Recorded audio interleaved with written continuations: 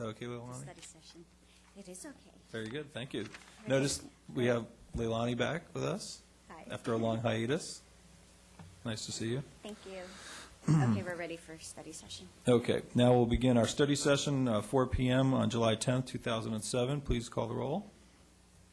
The record will reflect that all council members are present. Okay, first item of business is clarification of items on the consent calendar. Councilwoman Gardner. Yes. Items 9 and 11. I noticed that both of them, the bid came in quite a bit under what staff had suggested would be the appropriate cost of the project. Does that make any staff nervous as far as the bids that they accepted, that these people are so far under? It actually makes staff very happy. Okay. Should make us happy too, Nancy. For once, Well, we're not the low some- bidder. No, actually, it's a good thing. Megaway has performed work for us before. We'll probably have to spend a little more time with them.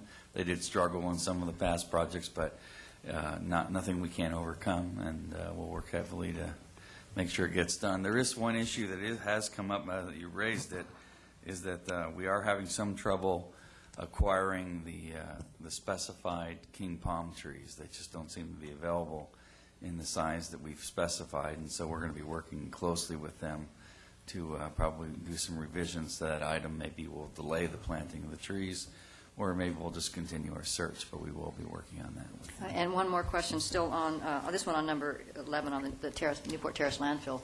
The methane, I know we're revising it, but do we utilize the methane in any way? I know like Hogue uses theirs. Is there? It's my understanding that the amount of methane that's actually coming off of this landfill site is relatively little. It's more or less depleted, but it is a system that has to be maintained. Yeah, I can answer that question having very, very lengthy and experienced knowledge on this project. I've worked on it since it became a problem in the year 2000. There are many valves or monitoring wells on the site already from an installation that occurred in the 70s for this landfill. And there are only 3 or 4 that have methane amounts that exceed the 5% requirement. The rest of them are all fine. And as Steve said, it's been many, many years, and they've had very, very low numbers. But the healthcare agency and the state both came to the property owners, which is a community association, back in 2000 and said, you need to resolve these 3 or 4. And the healthcare agency said, you have to update this whole system to be able to effectively keep all of the monitoring wells below the 5%. So this was a settlement that arose out of the dispute over who was responsible for maintaining those wells below that amount. Okay, Councilwoman Daigle. None, thank you. Councilman Webb. I have none. Councilman Henn. I have 2. Item number 15, the cost of the JWA study on the airport departure paths and so forth. Is that $88,000 the total cost of the study? And do I presume correctly that the County of Orange and the airport are not sharing in the cost? You assume correctly. That is the total cost of the study, and it would be on our dime and nobody sharing.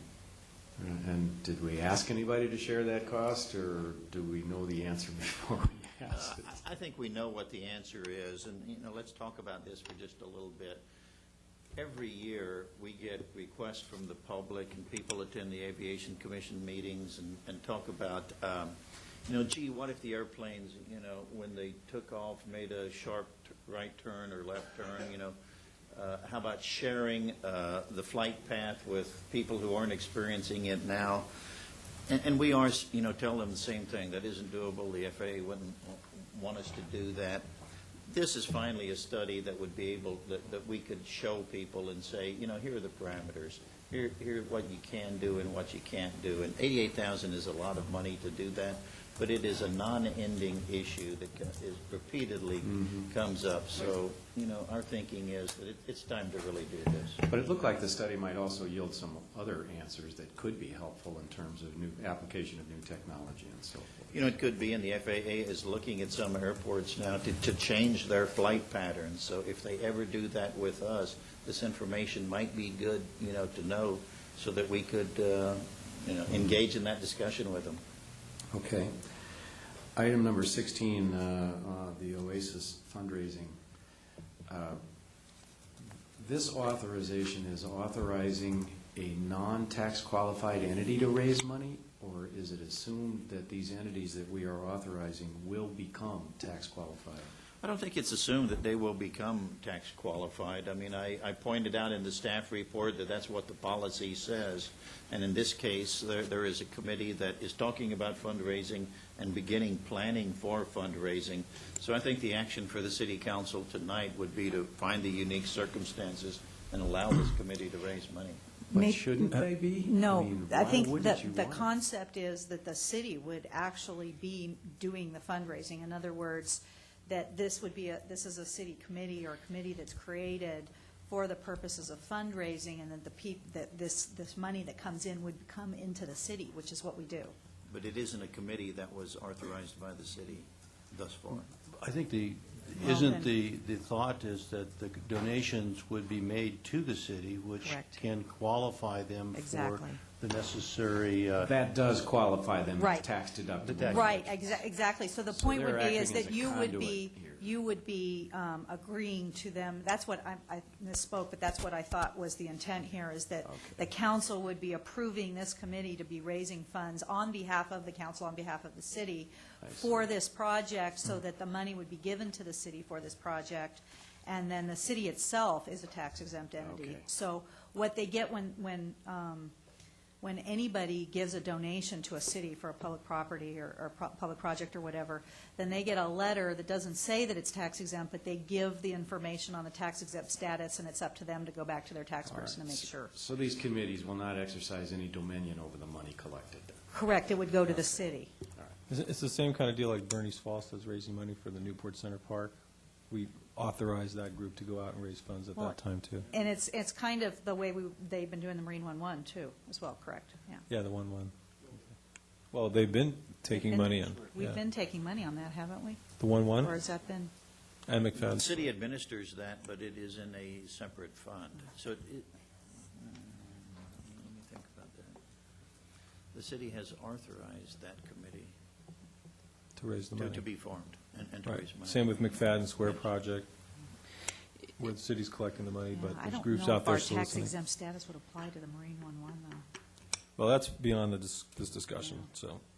Are you satisfied with that answer? Thank you. Councilman Curry?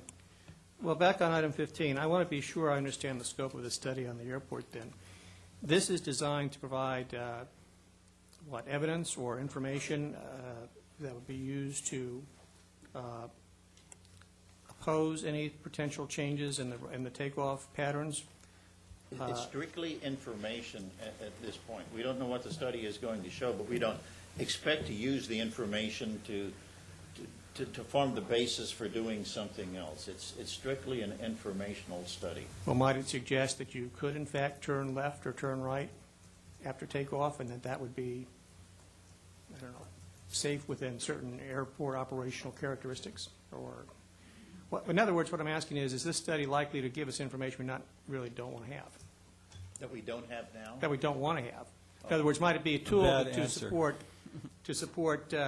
changing the takeoff patterns? We don't anticipate that happening. That it is going to be information that is going to be contrary to our interests. I think what the anticipation is there'll be information that can answer the public's questions when they have them. And then it can also maybe be information that's used depending upon whether the public has suggestions. Maybe that information can be used to say, yes, we can do them.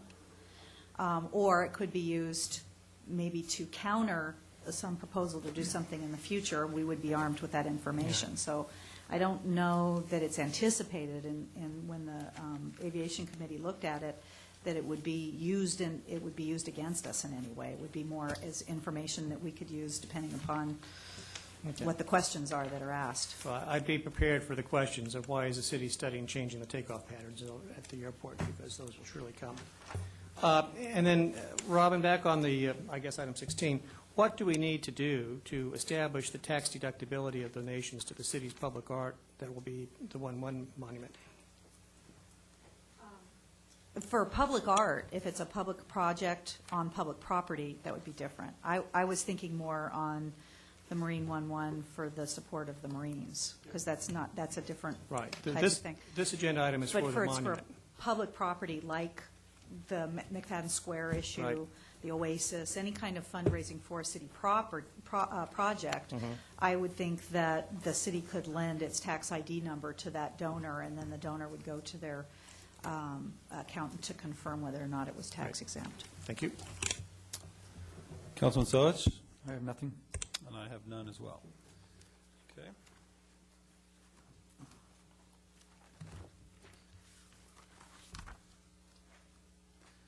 Okay, let's move on. Oh, I gather we are continuing or not going to go over the item number 2, review of programs and grants dealing with water quality because City Manager Kiff is not available. That's right. He's driving back as we speak and should be here later in the council meeting, but I would suggest we continue this item. To another meeting or just Yes. later in the meeting? To Okay. another meeting. So we'll continue that. We'll leave it at your discretion when you bring it back, Homer. Okay, so let's move to the Economic Development Committee Strategic Plan. Do you have a staff report on that? Yes, we do, Mr. Mayor.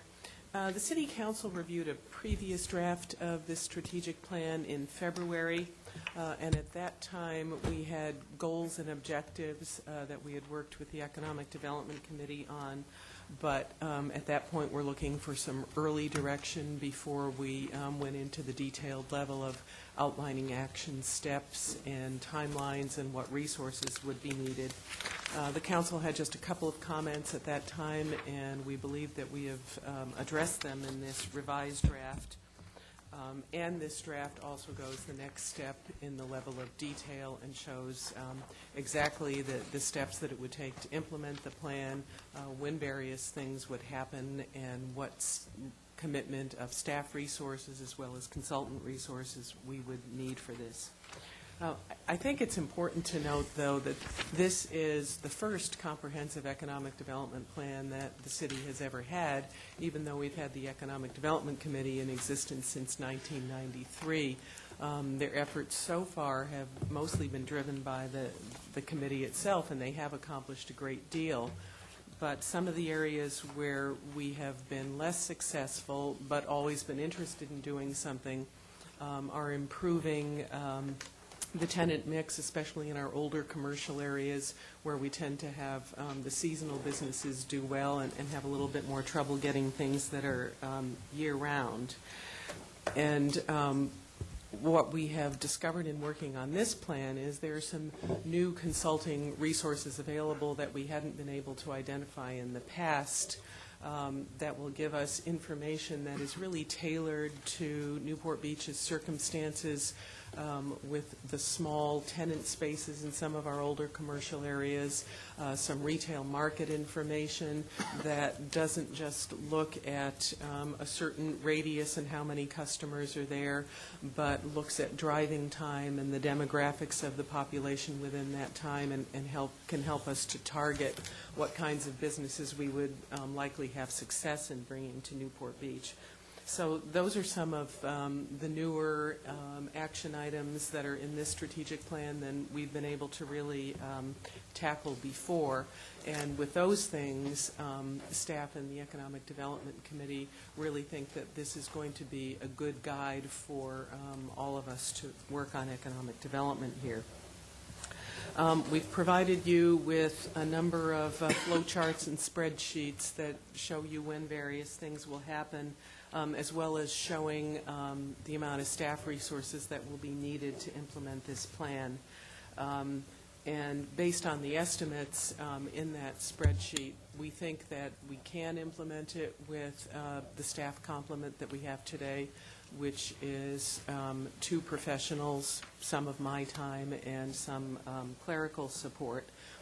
but that we will be fully occupying those staff resources with economic development. So although there isn't a direct staff cost implementing this plan, there may be something of an opportunity cost, because in the past, when we haven't been fully utilizing these staff resources for economic development, George Berger and Dan Trimble have been kind of our utility players, and we've used them on some specific projects where there wasn't anybody else in the organization who could pick them up, like the Corona Del Mar State Beach and the Santa Ana Heights Equestrian Trail. So if we go ahead with this economic development program, we'll lose that little bit of flexibility. In terms of hard costs for the consultant resources needed,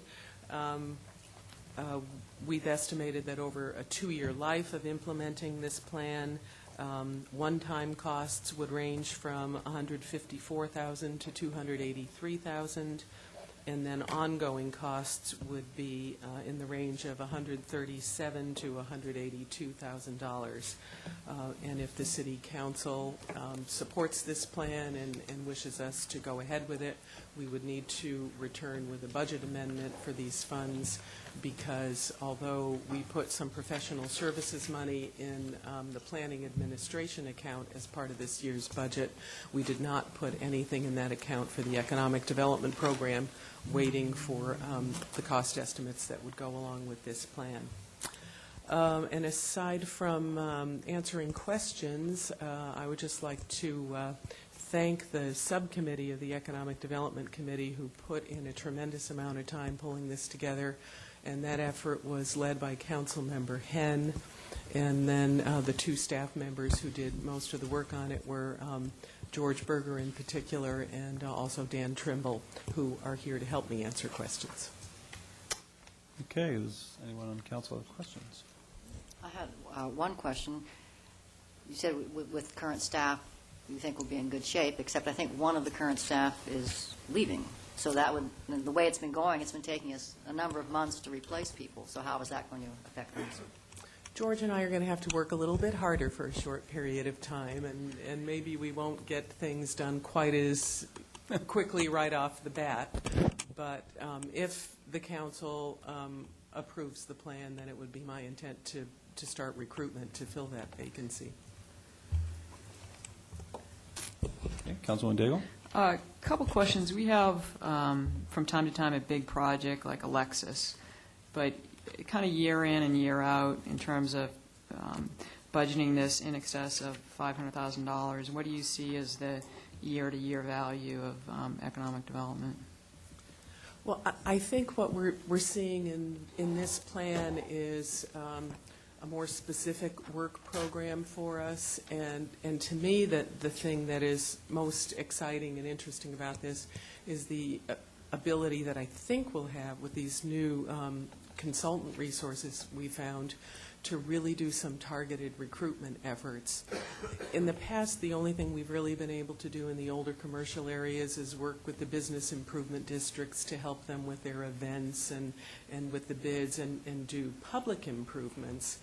But we just haven't had a good database of spaces that are available, because it's been hard to find any service that provides that information for the small leasing commercial spaces, but now we have located at least one company who provides that information, and also getting a better handle on what kinds of tenants we should be reaching out to, and that's something else we haven't had in the past. So I think that it will, those are the things that will take up more of the staff time now that previously we've been using on some of these flexibility kinds of projects. Because I was looking at it said 293 hours a month to do this, and I was kind of looking at, for example, working with the bids and the feeding information to the GPIC team, and I was having difficulty understanding that these tasks would require 3,600 hours of kind of senior level abilities to carry these out. I mean, is there a way, I mean, are you absolutely committed to the idea that there needs to be 2 senior level people plus a assistant city manager to carry this out?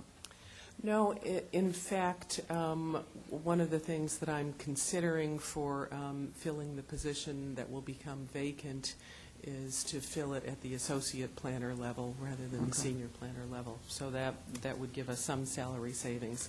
But I do strongly believe that it will take the 2 full-time positions to implement this program. And then my final question was, in some of these plans, for example, the West Newport plan, given that we have some senior level expertise on staff, do we need consultants to carry out all those tasks, or are there some things that we can be doing in-house? I think that we can do some of it in-house, and I think especially the coordination with the property owners and trying to get them to participate. And I was hoping that the property owners would participate financially as well. I think we can do that in-house. But at least at the moment, we don't have the planning staff resources to do that because we are so fully occupied with the zoning code update, the local coastal plan, implementation plan, and we're having trouble just keeping up with those. So to take on another one of those with in-house staff, I don't think would be successful. Thank you. Anyone else? Mike, did you want to say anything about your efforts? Well, first off, I'd like to thank Sharon as well for her efforts here. This was really a good process to go through, I think. We had good participation from the Chamber of Commerce, Richard Lures, as well as Mike McNamara, one of our citizens here in Newport Beach. And so, and I feel good that this plan really parallels closely. This was not an accident. We wanted to parallel closely our general plan and the initiatives and policies included in that. And then expand on those where we thought appropriate within the purview, basically, of Sharon and her staff, George and Dan. So I feel like we've done a good job of not trying to duplicate things that other departments in the city will be doing, and to focus in those areas of incremental work and expense, if you will, on things that don't seem to have been covered elsewhere in either the general plan or in staff allocation. And so some of the focus in the harbor area, I think, is a good example of that, and particularly in the information gathering and facilitation of interest by people that want to do business in Newport Beach.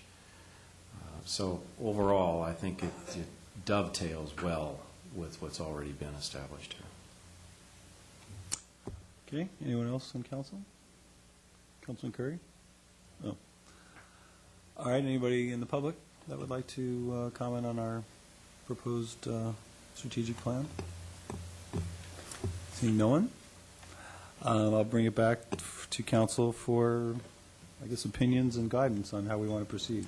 Well, I suppose this would be the appropriate time to move that staff bring back a specific budget proposal then for the implementation of the economic development plan. Do we need to move acceptance of the plan itself? I'm not sure. So Not at study session. We Yeah. would do that at the same time we bring the budget amendment. Okay. Yeah. All right, is anybody seconding Mike's motion? Second. All right, any further discussion on strategic plan? Well, I mean, or a straw vote. I mean, you want to move forward with this or not move forward? Okay. Okay, all in favor? Against? Okay. So you'll bring that back to us at a later meeting. Thank you, Sharon. Also, I'd like to thank all the committee members as well who worked very hard on this over a number of months, including our city staff. Some of our best discussions, I think, at EDC meetings revolved around some of these issues. So, okay, we have item number 4, agenda item number 4, compressed natural gas station alternative fuel vehicles. Mr. Mayor, we had a discussion during our budget review, when you reviewed the General Services Department budget, about our fleet and the condition of our fleet and the requirements from AQMD. So we wanted to follow up that discussion pretty quickly because we are literally at that fork in the road as far as the city is concerned. If we're going to move into CNG vehicles, CNG maintenance of vehicles, and what that is going to take, or if we're going to do something else. So that is what we're going to do this afternoon, is just try and flesh the issues out as much as possible for you. Thank you, sir. Before you start, was there a handout? No, there was Okay. not, just a PowerPoint. Thanks, Mike. As City Manager, thank you, Homer, for that introduction. As he stated, there was some discussion at the budget presentation from General Services. Not so much discussion as a comment. And one of the comments had to do with sanitation services. And it kind of went along the lines of, if there's something we might do different with sanitation services, do we need to be looking at a compressed natural gas or alternative fuel station?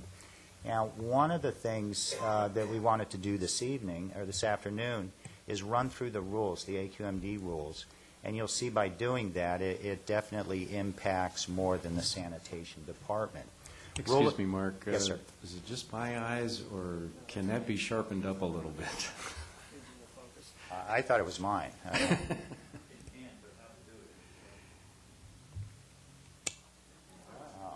Worse? I feel like I'm at the eye doctor. Worse or better? Actually, that was kind of my plan, was to kind of blur up some of the budget numbers and hopefully do that. Anyways, running through some of the rules, again, just kind of keep in mind these aren't just sanitation trucks that the AQMD fleet rules apply to. Rule 1186 has to do with public and private street sweeping fleets. 1193 has to do with the waste collection, solid waste collection fleets, both public and private. And 1196 has to do with all other heavy equipment. And that's defined generally as those trucks, that equipment that exceeds 14,500 pounds gross vehicle weight, which actually impacts quite a few, as you can see there by the numbers, quite a few general services, utility, and other department fleets. So, that's a real important point, is we don't get too far along thinking this is a sanitation issue. I know with the discussions over the Newport Coast Refuse Agreement, that came out quite a bit, but it impacts just as many other vehicles in the fleet. Is that including fire trucks? No, this is not public safety. So Yeah, the rules did not apply to public safety. do not apply? Do not apply. So these are just strictly general services vehicles and Utility utilities? vehicles, beach maintenance vehicles, and those kinds of things. Anything in the city, but not public safety units. They just don't feel comfortable yet putting alternative fuel in public safety vehicles. Just real quick, kind of as a reminder, some of you saw this, as Homer said, presentation before. Alternative fuel is defined as compressed natural gas or liquefied natural gas. The city, we have gone down the path of the compressed natural gas for several reasons. Probably most important is that the liquefied natural gas is a interruptible fuel source. That has to be trucked in to a facility and stored, whereas compressed natural gas, obviously barring an earthquake or something, is available at all times. There's other reasons, but that was one of the important ones. Another chart, again, demonstrating the mix of equipment within the city that is impacted by the AQMD rules. That 20 under a number of vehicles on the third line there should be 25. There's beach equipment that wasn't put in there. So if you look back at a chart, you see a discrepancy in numbers. That's what that's about. But there are 25 other heavy-duty pieces of equipment that are impacted. Kind of a neat footnote here, there are 60 other city vehicles that don't fit into those AQMD rules that could utilize alternative fuels. These are sedans, like a building inspector vehicle. These are SUVs throughout the fleet. So though the rules apply directly to heavy equipment as listed there, many cities have looked at, or have converted and purchased sedans, SUVs, and other equipment to run on the natural gas as well. So it doesn't have to stop with heavy equipment.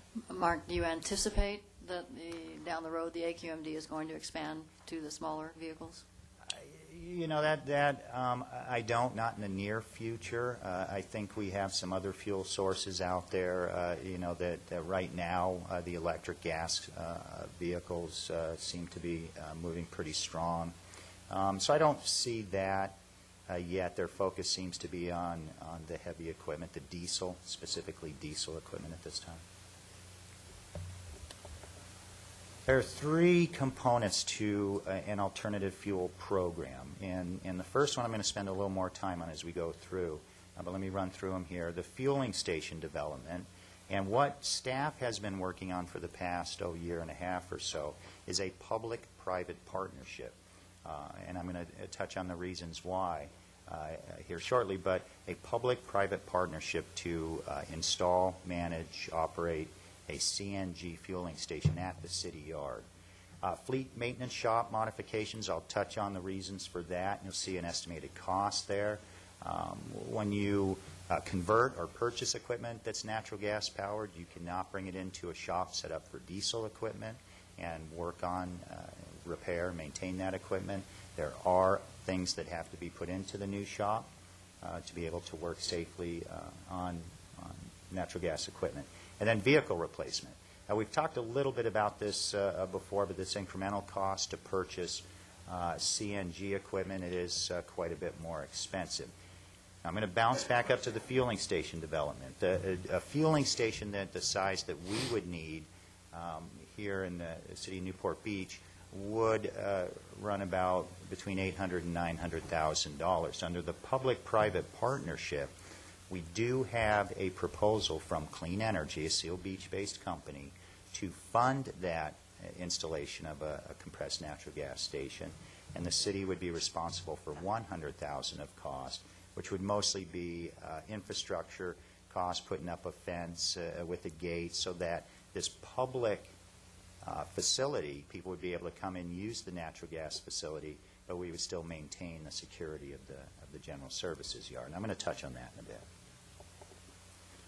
Fueling station developments, benefits of a city clean energy partnership. Again, this is a public-private partnership. This is the exact kind of program that's currently at the city of Irvine. Clean Energy would construct, operate, maintain a public access station, 24/7 on-call maintenance, so it would not be city staff that would be required to maintain the facility. And just as important would be managing all the billing and point-of-sale transactions. These public CNG dispensing stations take MasterCard, Visa, a card that is put out there by Clean Energy corporate card. So there's all billing and everything that goes in with that, and Clean Energy would manage all of that part of it. The fueling station would also obviously be available to all city vehicles. So as we move down the road, as we look at equipment that we want to replace and put onto natural gas power, that fueling station would be available to city equipment at a preferential rate. I'll talk about that in a minute as well. Obviously, this is a step to reduce air pollution. It's not just, I sometimes want to get away a little bit from a mandate perspective. This is a proactive step for reducing air pollution. It would be used by Newport Beach residents and businesses. We do get several calls, people looking for natural gas fueling facilities, fueling stations. So, and I do think it will grow. I think we'll see more natural gas vehicles on the road.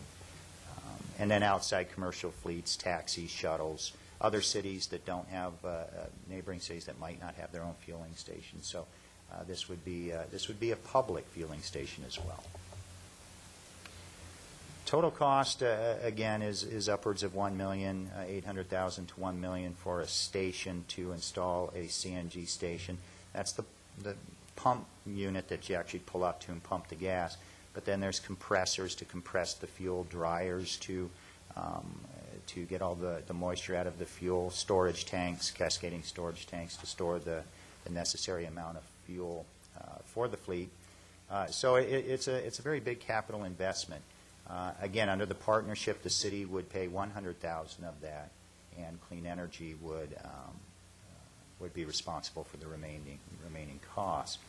Here's the fuel costs I talked about. These are current prices. The current diesel fuel costs for the city is $2.78 per gallon. I heard our last load was a little less than that, but that's moves back and forth. Current CNG cost through the Clean Energy program would be $1.78 per gallon. I'll put this in a little perspective. We use approximately 98,000 gallons per year of diesel fuel. So our cost last fiscal year for that 98,000 gallons was about $250,000. What's a truck run on diesel? How many miles you get on diesel versus CNG? Well, obviously, it depends on the type of truck. That might be a question. I'm going to introduce a person from Clean Energy at the end of the presentation. Our trucks on diesel will get around 3 to 4 miles per gallon. On CNG, I don't know the gallon equivalent, what that would take. You can't really compare the two price differences unless you know the miles per gallon. Correct. And I'll let Charles answer that when he comes up here. I could guess, but that probably wouldn't be right.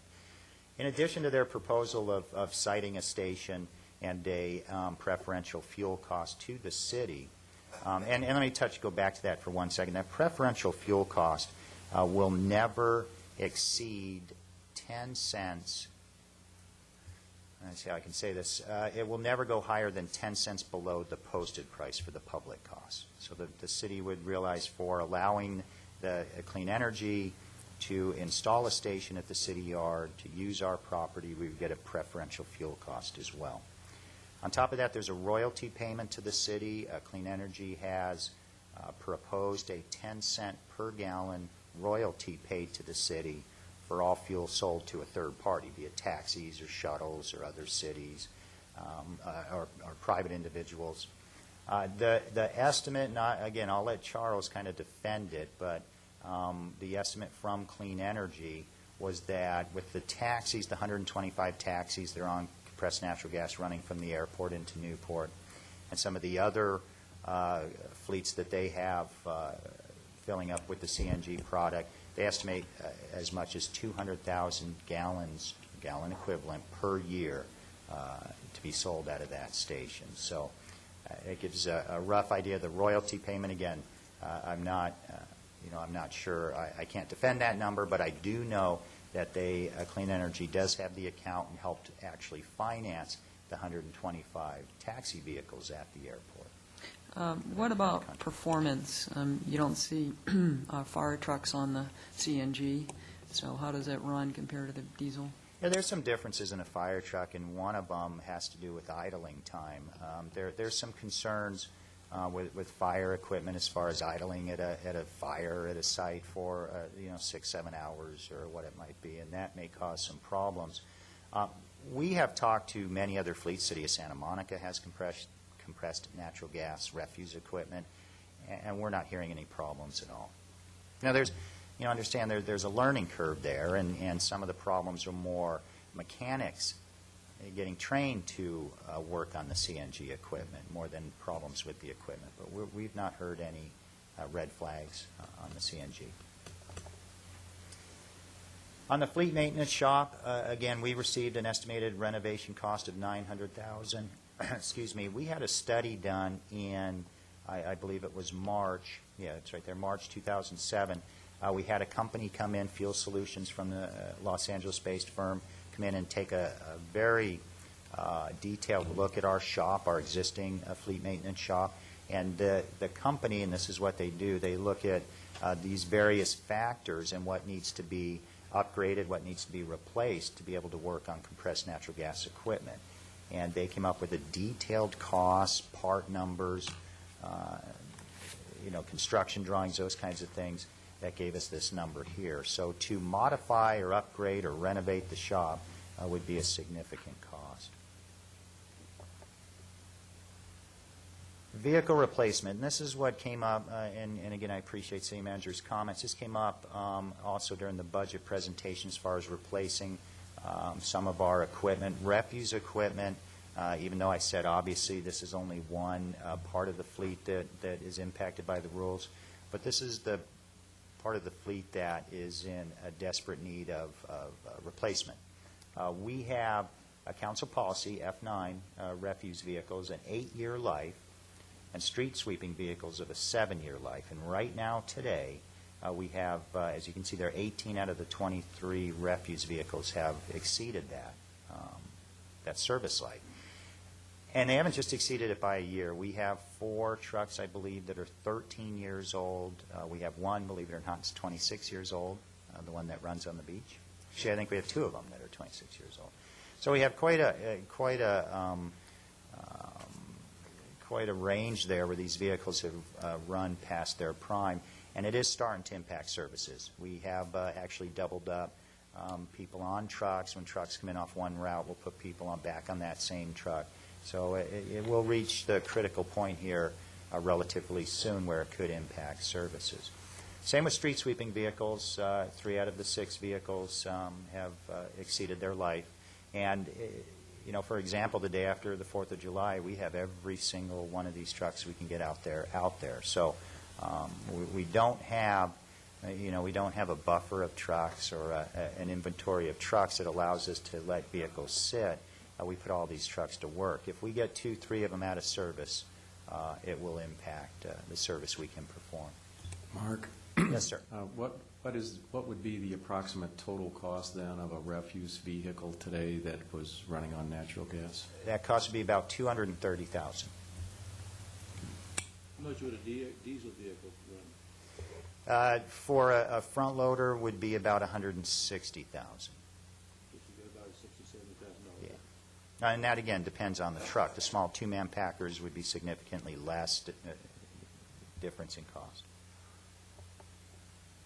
And then we wanted to put some agencies here that, I'm not going to run through them, but there's quite a few agencies that have fueling stations. This top group use alternative fuel CNG equipment and operate a fueling station or have a company operate a fueling station, such as Irvine, the first one there I mentioned. They have Clean Energy operate the station. Clean Energy is the largest company, I believe, in North America, selling about 180,000 gallons of CNG per day. So they're a big company. They have, I think, 30 locations just here in Southern California. But anyways, here's the list of companies, and then the group below are agencies that use compressed natural gas equipment but that do not own or operate a station. In other words, City of Huntington Beach plans on going to Rainbow Disposal to fuel their equipment. It's very convenient. It's very close. What about the school district? Where does our school district go? That's a real good question. I assume Clean Energy. I'm sorry? Fountain Valley Station. That's a pain. Yeah, and that's, it's the same with our refuse trucks. Closest station for us would be either Irvine, which is at the 5 freeway and Sand Canyon, or out to the other side of Huntington Beach. And with refuse trucks, and I just mentioned 3-4 miles to a gallon, that's just not a cost-effective way of doing it. There are funding opportunities. Now that I've kind of thrown out some pretty big numbers, there are funding opportunities with AQMD and MSRC out there. Clean Energy does have an aggressive workforce that is dedicated to looking at grant opportunities for cities. They helped get this $250,000 grant for the development of the fueling station, and we're continuing to work on more. The city has applied for grants. We'll continue to do that. We'll continue to look for money that would supplement the cost of this program. And they're competitive grants, but we feel pretty confident that we would be able to get some funding towards these programs.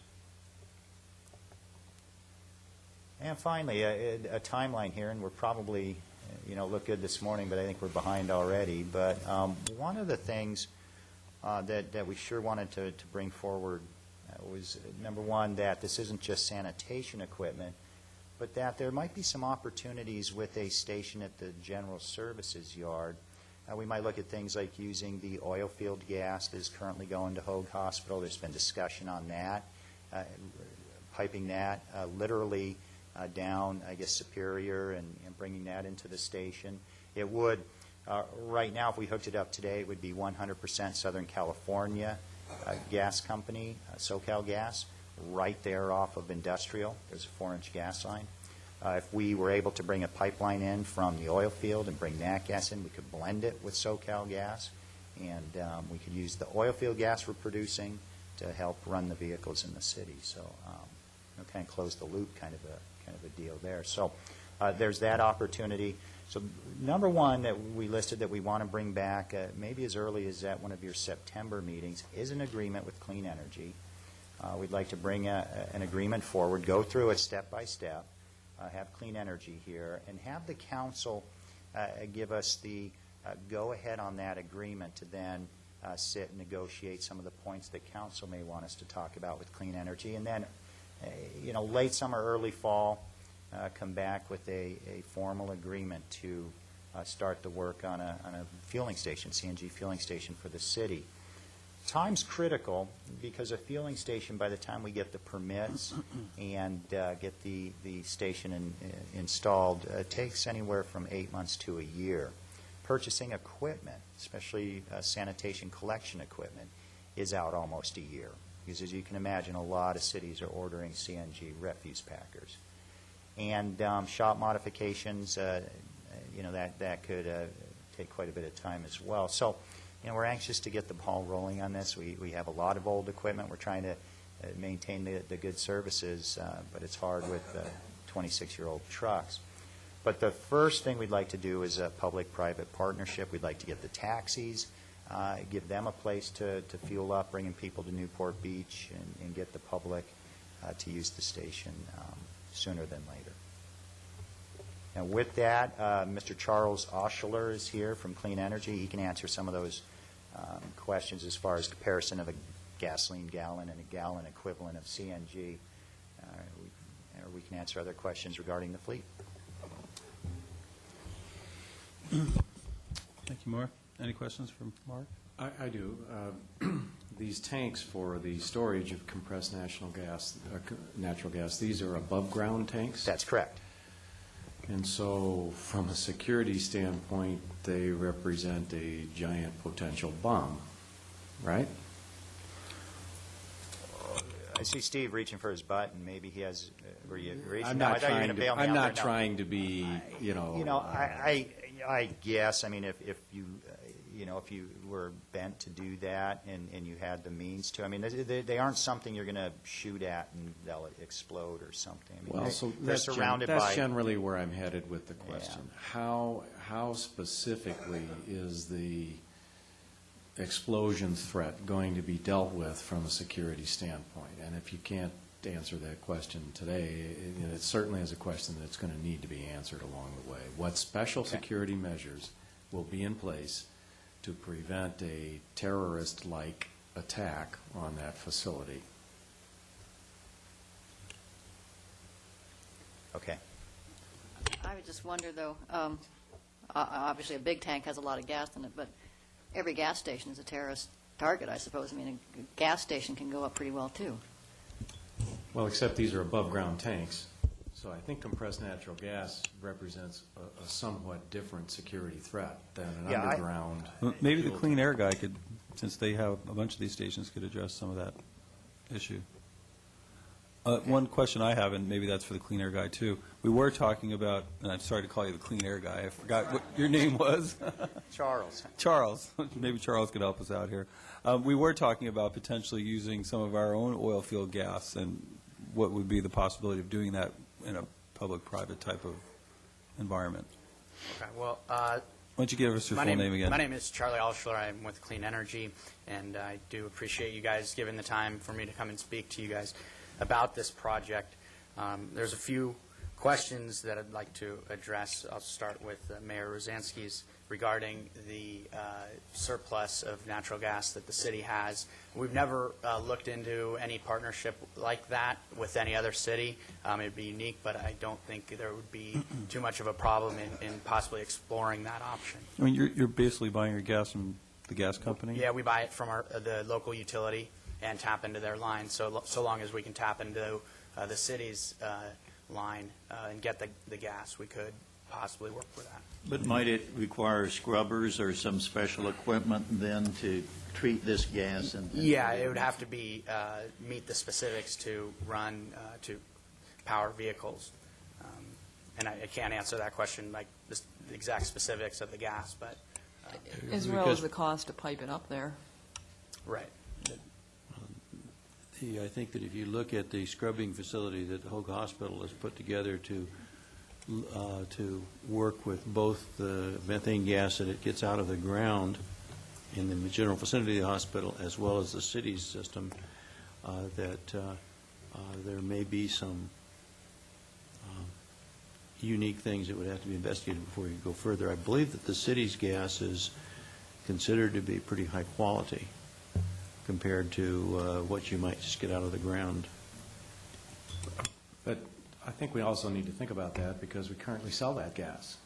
So for the city to use that gas, it's the same effect as if we were to buy gas. Now, maybe the value that we're giving up to sell that gas has some differential benefit here. but Well, it it's not- does. I mean, we actually sell the gas at a discount. And the reason I bring it up and the reason the issues come to the fore and the reason Mark is here, in addition to the alternative fuel vehicles, is we have a problem, or we're anticipating a problem now, that our oil field gives off gas that we have to somehow dispose of. And so traditionally, or up to this point, it's been disposed of by selling it to Hogue at a discount, I think 75% or whatever the price is. And they burn it in their boilers on the campus. Well, now that they have their new cogeneration facility, that line that services the boilers is not hooked up to the cogeneration facility. And I don't want to get into it here unless you want me to, but there's PUC rules and things like that. If they buy gas from us and from the gas company, then they have lower priority. And in an event of a disruption in service, they would be cut off because they don't buy 100% of their gas from the gas company. I know, it's ridiculous. And so they're saying basically in the long run, and maybe even in the short run, they may not want to be purchasers of our gas. And if we don't sell them the gas and dispose of it that way, we would have to shut down our oil field until we could find an alternative means of disposing of the gas. And so kind of dovetails into what we're doing here, because possibly we can put the gas in our own vehicles and save the 25% we're giving up. And there may be grant money out there for that type of thing as well, so it has a lot of potential. If I remember correctly, the revenue we get from that gas sale is not real significant. Dennis, is this about $70,000, $80,000 a year, approximately? Sorry. No, the gas he's talking about, not the Just oil. the gas. Yeah. Yeah, the problem is if we don't get rid of the gas, we can't pump the oil, and the oil is $1.5 million now, so. a Well, year. what would, if we didn't have our own gas station, what options would we have to get rid of the gas? Very expensive. I don't know what the options would be. Yeah, Okay, and we well, might we have have- to compress the gas in a tank and have it trucked off from the oil field, which would get very expensive, or, no, can't flare it anymore. Yeah. saying that's an option, not a good option. Well, I don't know that AQMD is going to allow that any longer. I mean, at one point, that was a possibility, but I don't think that that's going to happen any longer. So we can't flare it, and so we may be forced to shut down our oil field until we find a solution. Well, I'd be interested in having, some study go into what the options might be. Yeah. Part of the other reason is we're getting ready to repave Superior Avenue, and so if we were thinking about putting in a gas line, because the line runs in Superior Avenue to Hogue Hospital, this would be the time to do it, because the street's going to be torn up, and I asked Steve to get us some numbers. I don't know if he ever was able to put that together yet, but Yeah, we're looking at probably $250,000 to $300,000. to run the gas line up there, yeah. It's almost a mile, What size line would that be? 4-inch. But that may be cheaper than the Might be other 3. alternatives of having to somehow compress it at the oil field and dispose of it, that way, through trucking and things like that, so. Sorry, Charles. Go ahead. That's all right. The other, another question you brought up was regarding the miles per gallon, and what you saw up there was equivalent pricing, although the CNG was in gas gallon equivalents. What we base it off of is BTU content, and so you'd have to multiply that number roughly by about 1.1 to get it into DGEs, and that's the same BTU content as actual diesel gallon equivalent. But as far as the actual vehicles go, I mean, are they have the same efficiency as far as burning the fuel, or? They do. It's very minimal. There is a small difference, but very negligent. And you would see they have a smaller range. You can't fit as much onboard storage, but since they're coming back to the same facility each night, you won't see a need to have the same amount of range as a diesel truck right now. So sorting all that out, taking into account efficiency and the difference in the DGEs and all of that, it sounds like the cost would be roughly the equivalent cost, including taking into account the mileage factor, would be roughly $2 per gallon. Roughly. Yeah, versus that's what I figured out, $2.78. $1.95, and that's just $2. It's roughly about the same. Councilman Curry? Well, thank you, Mr. Mayor. This is sort of back to the future because I was involved with a lot of transit fleets across the country who converted to CNG anywhere from 10 to 15 years ago. And a lot of the same issues were raised then, and certainly the safety issue was raised. And I think if you look at the application of CNG in those major fleets, including those here in Orange County, it's all been very successfully addressed. And I want to commend staff for the public-private partnership approach on the fueling facility, which has also been used successfully in a lot of jurisdictions to install CNG facilities. We're looking at a $5 million vehicle, $5 or $6 million vehicle conversion program over time. And so this is a real, big-ticket item and a important decision for the council to consider. But I think CNG is, in fact, a superior fuel when you look at the particulate impacts of diesel and their continued air quality impacts.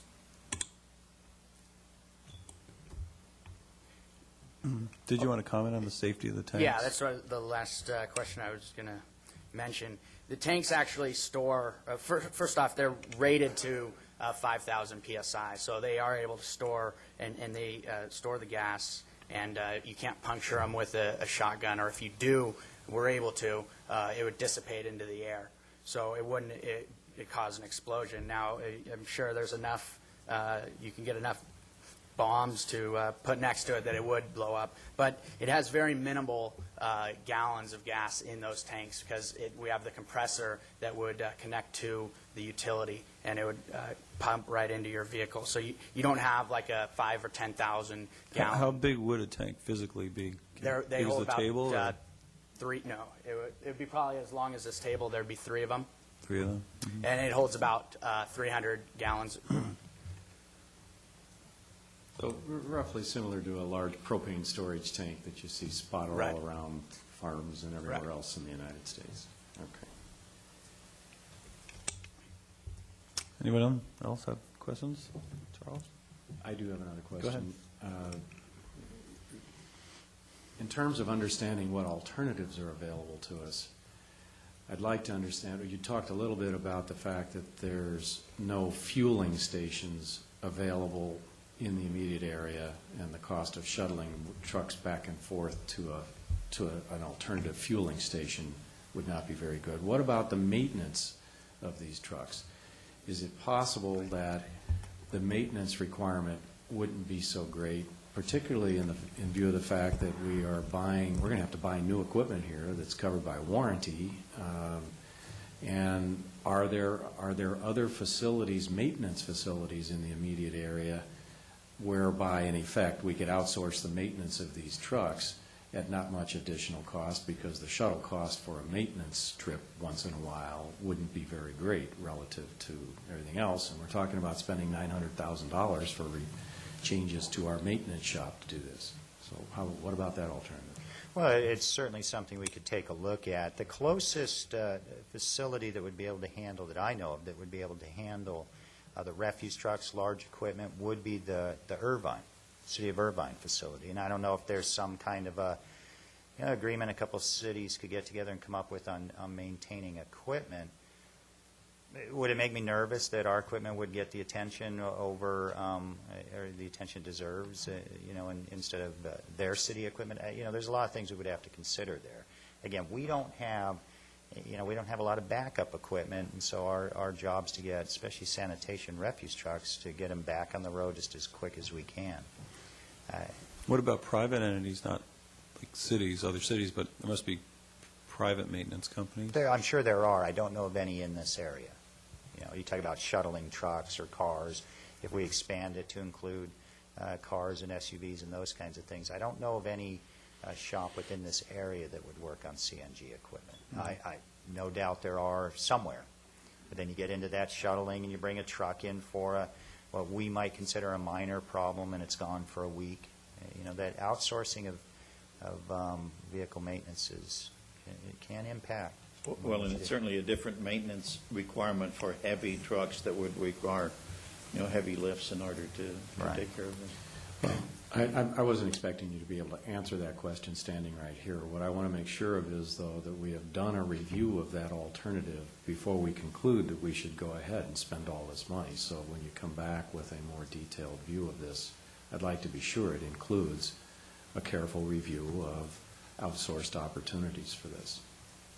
Mark, if we move forward with a CNG facility, is there any conflict in our talking about also locating a household hazardous waste site on No. on the facility? No, no. A lot of cities have that same thing. The household hazardous waste facility would be in a different section of the yard, and there would be no conflict there. We certainly can look at all those things again. Because of the time involved, we certainly would recommend coming back with a fueling facility, and then take a look at certain types of equipment and maybe even outsourcing maintenance of that equipment. But we think a fueling facility and possibly running the line while we're doing other work in the area might be money well spent. You know, I think staff is hearing your questions and also the alternatives that you would really like for us to look at. I think what we need today, though, is a basic understanding, because the point has been raised before about contracting out for trash collection services. You know, it's a different issue than how you're going to handle and maintain and purchase and fuel existing vehicles. But I think that was an underlying issue that we've, been dealing with a little bit. And if council feels comfortable in that we are going to maintain, our own service, well, then looking at the alternatives is going to be our next focus. Mark, refresh my memory again, as far as trucks that would be on CNG, how many would be trash trucks and how many would be non-trash trucks? We would have approximately, when it's all done, and it's a multi-year process to phase all the equipment, and we would have 25 refuse trucks and about 6 street sweepers and about 25 other heavy equipment. Okay, so that if we were to outsource trash, we would have roughly a 50% reduction in the amount of vehicles to be maintained. That would be correct. Now, of the 25 vehicles you refer to, are those including the fire engines? That does not include public safety, no. Aren't those also the fire engines? Would we consider sometime in the future transferring them? Because they're on diesel now, so that means we have to have a joint maintenance facility, both diesel and CNG? Yeah, we would maintain a diesel tank either at one of the fire stations or at the yard for fire equipment. There's no plan, nor has AQMD even addressed putting alternative fuels in public safety equipment.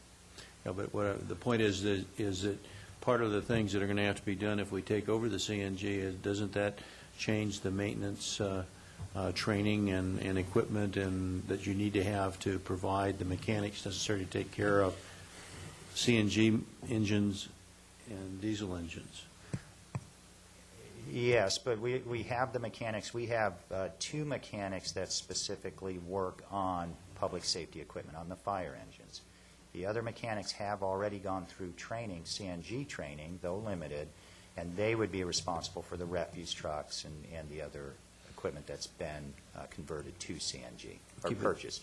As far as your physical facilities are concerned, what changes have to be made to the city yard in order for you to accommodate the maintenance of CNG vehicles? It's not so much the yard as it would be the shop, and it's internal changes to the shop. It has to do with ventilation systems.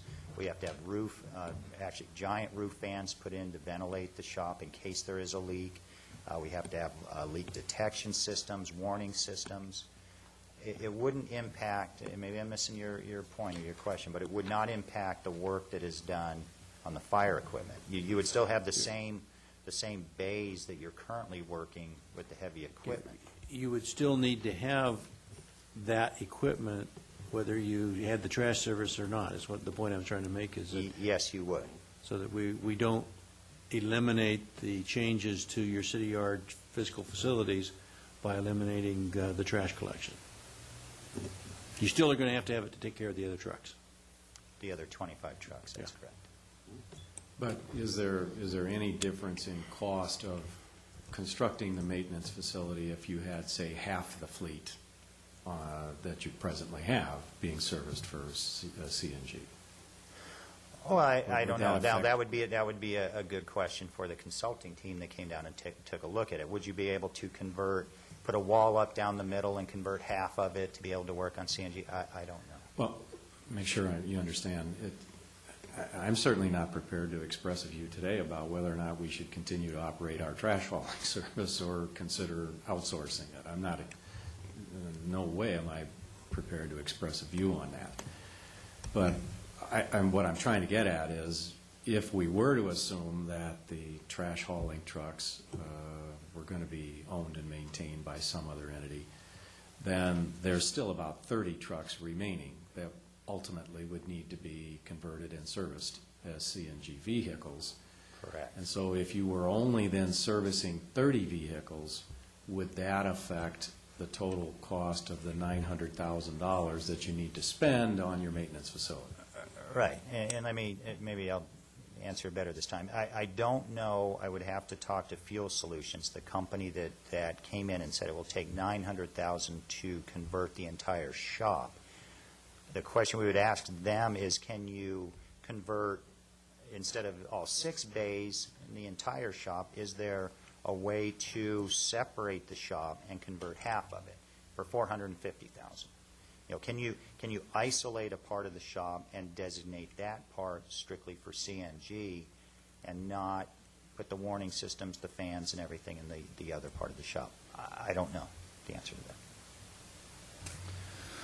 What are the other 30 trucks? The street sweepers? Oh, we've got street sweepers, we have dump trucks, we have heavy equipment, that the pothole maintenance trucks, we have the Vector trucks, we have a wide range of equipment, crane trucks, beach Use the cleaning crane truck trucks. for?